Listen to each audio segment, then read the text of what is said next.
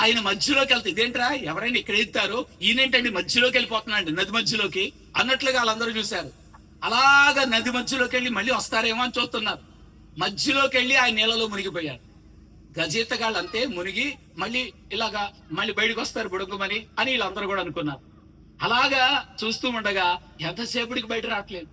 15 నిమిషాలు, 20, అరగంట, గంట, గంటన్నర, ఇదేంట్రా మనిషి చచ్చిపోయాడేంటి అన్నట్లు వీళ్ళందరూ కూడా భయపడుతున్నారు. నిజమేరా, ఈ మనిషి అయితే 10 నిమిషాలు మహా ఊపిరి పగబట్టగలిగిన వాళ్ళు 15 నిమిషాలు, ప్రపంచంలో రికార్డు ఏదైనా ఉంటే 20 నిమిషాలు, అలాంటిది 2 గంటలు 3 గంటలు లోపల ఉంటే ఎలాగండి, మనిషి ఏమైపోయాడురా, శవం తెలియదురా అన్నట్లుగా వీళ్ళందరూ అనుకుంటున్నారు.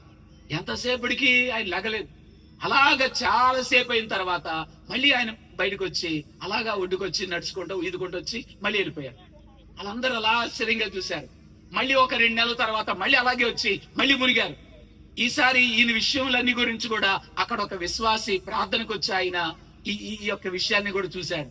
చూసి అమ్మో ఈయన దేవదాస్ అయ్యగారు కదా, మా అయ్యగారు కూడా చెప్తాను, అయ్యగారు దగ్గరికి వెళ్తారు, మా అయ్యగారు కూడా ఆయనతో చెప్తానని చెప్పేసి వీళ్ళందరూ కలిసి దేవదాస్ అయ్యగారు చెప్తే, అయ్యగారండి ఏంటండి మీరు ఇలాగా నదిలోకి వెళ్ళి ఎంతో సేపు లోపల ఉన్నారంట అని చెప్పేసి అన్నారు.